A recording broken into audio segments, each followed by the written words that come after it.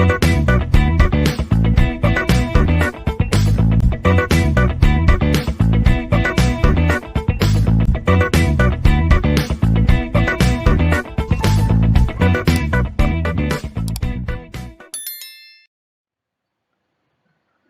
you all. In this session, let us see what is meant by inverters, what are its performance parameters and its classifications. Inverters, as you all know, is a DC to AC converter. So the main function of this inverter is to change a DC input voltage to a symmetric AC output voltage of desired magnitude and frequency. So whatever the output voltage we obtain, it can be either fixed or variable one at a fixed or variable frequency. So how can we obtain a variable output voltage? So we can obtain a variable output voltage by varying the input DC voltage and maintaining the gain of the inverter constant, or if the DC input voltage is fixed and it is not controllable or not variable, we can obtain a variable output voltage by varying the gain of the inverter. So which is normally obtained by varying the pulse width. So either you vary the input voltage or you vary the gain in order to obtain a variable output voltage. So the waveform what we expect is a sinusoidal one, that is of an ideal inverter. But practically whatever waveform we get from the inverter is non-sinusoidal, and it certainly contains some harmonics. So these inverters are widely used in industrial applications. Say for example, it is used in variable speed AC motor drives, in the transportation, in induction heating, in the UPS. So the input may be either a battery, a fuel cell, or solar cell, or other DC source. So these inverters are broadly classified into two types. One is a single phase inverter and the other one is a three-phase inverter. So each type, either be it a single phase or a three-phase, it can be it can use controlled turn on and turn off devices, that is either BJTs or MOSFETs or IGBTs or static induction transistor. We can use any of this in order to obtain a variable output voltage. So these inverters which we use, usually they work on the principle of PWM technique, that is input voltage we keep constant, but we vary the gain by varying the pulse width. So we have other inverters, that is voltage fed inverter. So we call an inverter as a voltage fed inverter if the input voltage remains constant. Likewise, a current fed inverter is the one where the input current is maintained constant, and a variable DC linked inverter is the one if the input voltage is controllable or if it is variable. So if in case the output voltage or the current of an inverter is forced to pass through zero by creating an LC resonating circuit, then that type of inverter we call it as a resonant pulse inverter. So whatever output is obtained, it is measured. Okay, so those are nothing but the performance parameters. So the performance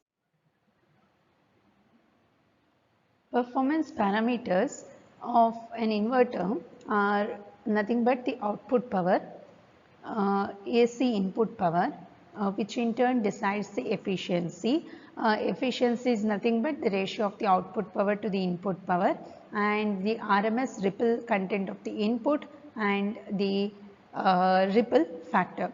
So other than this, there are four important performance parameters, which are harmonic factor, total harmonic distortion, distortion factor, and lowest order harmonic.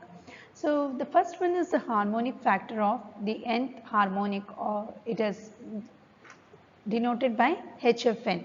So the harmonic factor is a measure of individual harmonic contribution. As you can see, it is defined as the Vn by V1, where Vn is the RMS value of the nth harmonic and V1 is the RMS value of the fundamental.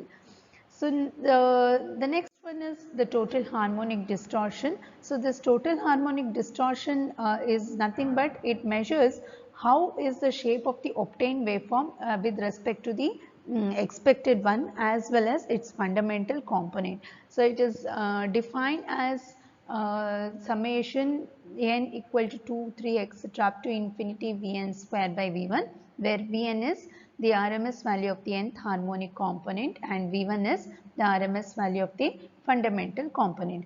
So next performance parameter is the distortion factor. So what is this distortion factor?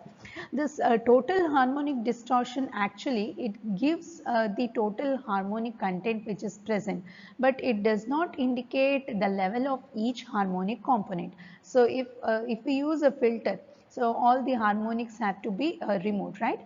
So it should be ripple free, but even after using a filter you will be having some ripples. So that distortion factor, what it indicates is, it indicates the amount of harmonic distortion that is remained in a waveform even after it is passed through a filter.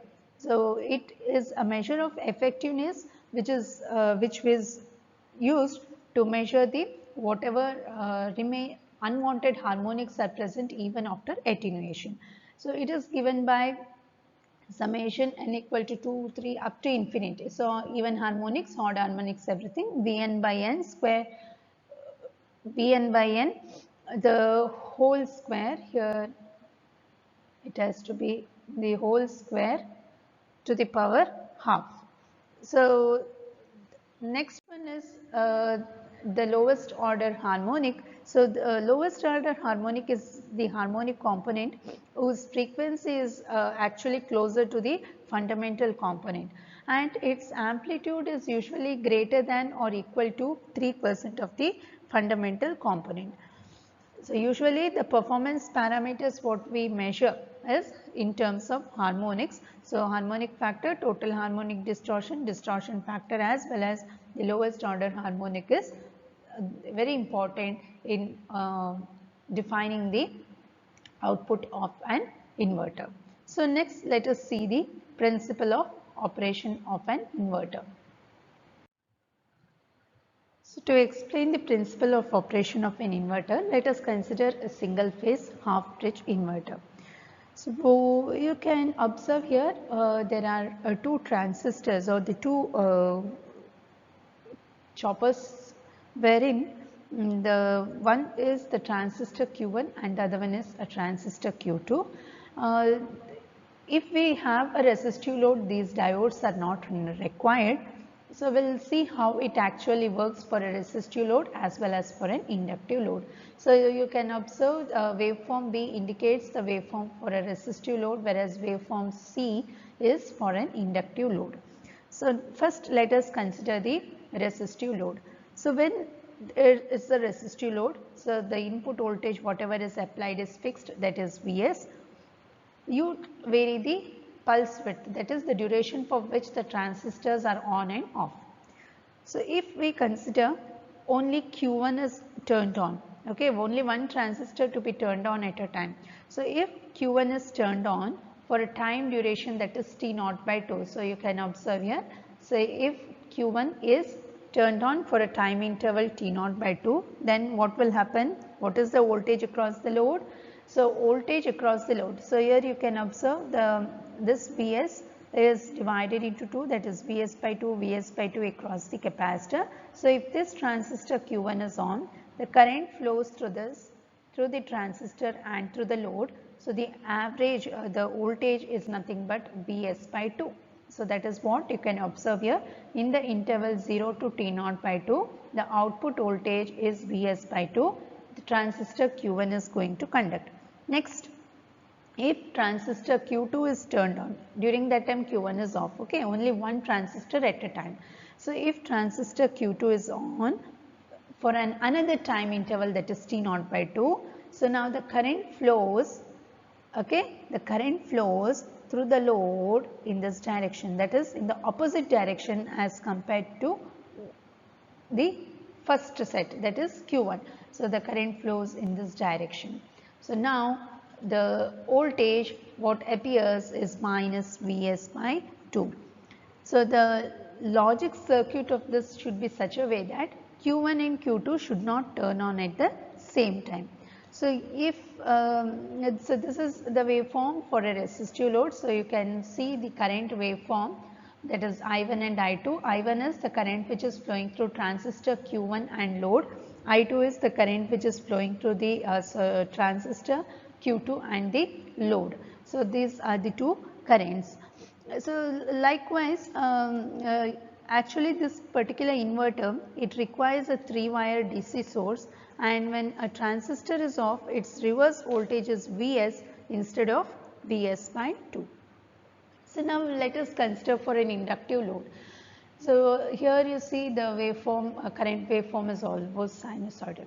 So now let us come for the inductive load. So for an inductive load, the load current cannot change immediately with the output voltage. That means if Q1 will conduct till T0 by 2, right. So if Q1 is turned off at T0 by 2, then the load current will continue to flow.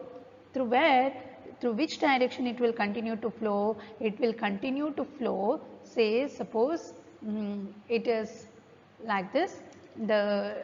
During first interval T0 by 2, the current was flowing through this Q1. Now say the transistor Q1 is off, then what will happen? The current will flow like this, it will flow through D2. Okay, so when Q1 is off,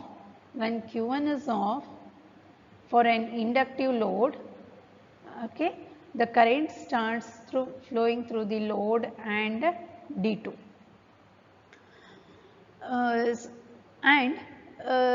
Similarly, when the transistor Q2 is turned off at T0, then the load current will flow through the load D1 and the upper half of the DC source. So when both diodes D1 or D2 conduct, energy is fed back to the DC source, and hence these diodes are known as the feedback diodes. So it has to be for an inductive load. So you can observe here, so whenever transistor Q1 is off, D2 will conduct. Similarly, if transistor Q2 is off, next D1 will carry the load. So now what is the RMS value of the output voltage if it is a resistive load? So the RMS value of the output voltage, RMS value of an output voltage, RMS value of the output voltage is given by V0 is equal to 2 by T0 integral 0 to T0 by 2 Vs square by 4, that means Vs by 2 the whole square into dt to the power half. So this gives 2 by T0 into Vs square by 4 into the limits. So if I integrate and apply the limits, it is 0 to T0 by 2. So T0 by 2, this whole within the root. So this on simplification, it reduces to Vs by 2. Okay. And the RMS, the instantaneous output voltage, usually we express in terms of the Fourier series. So that is given by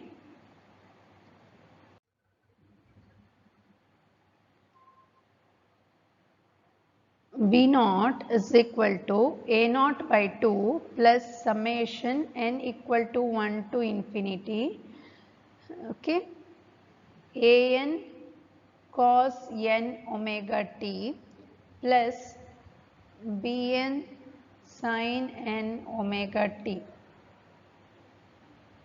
where Bn is equal to 2 Vs by n pi, and the instantaneous voltage becomes V0 equal to A0 and An equal to 0 due to the symmetry of the wave along the x-axis. So V0 will be equal to summation n equal to 135 up to infinity 2 Vs by n pi sin n omega t. So and this is for fundamental and odd harmonics. It is 0 V naught is equal to 0 for n equal to 2, 4, that is even harmonics. So if we consider the RMS value of the fundamental component, RMS value of the fundamental component, it is given by V naught 1. So in this equation substitute n equal to 1, so that you get it as 2 Vs by n pi, n is 1, it is pi. So RMS value means you have maximum value by root 2. So it is divided by root 2, so this becomes 0.45 Vs. So RMS value of the fundamental component is given by 0.45 Vs. So the next one is a single phase bridge inverter. So the single phase bridge, this is a voltage source inverter. Actually it consists of 4 transistors. You can see here Q1, Q2, Q3 and Q4. It is named based on which transistors are going to conduct. So here always remember that the transistors which are in the same leg, say for example Q1 and Q4, it should not be turned on at the same time. Okay. So now let us see the working. So when these transistors Q1 and Q2 are turned on, what is the voltage appearing across the load? Say the current flows from the supply to the transistor Q1 through the load Q2 back to the supply. So the voltage across the load is nothing but equal to Vs. So this is it. So this is Vs. Next, once this Q1 and Q2 are off, if Q3 and Q4 are on, then the current flows from the supply through Q3, load and Q4. So again the voltage is minus Vs, okay, and you can see that this is waveform is for the resistive load. Similarly, if it is an inductive load, so if the transistors Q1 and Q2 are off, then how will the current flow? So it will, once transistor Q1 and Q2 are off, the current which was flowing from the supply Q1 and load now will shift to D3. Okay, it will shift to D3 as well as D4. So you can observe here when Q1 and Q2 are off, if it is an inductive load, immediately the load current shifts to D3 and D4. Next, if Q3 and Q4 are turned off, then it shifts to D1 and D2. Likewise, if it is an inductive load or if it is a resistive load, the current waveform is going to vary. So the instantaneous voltage you usually express in terms of Fourier series. So if what is the RMS value of the output voltage for a resistive load? So RMS output voltage for a resistive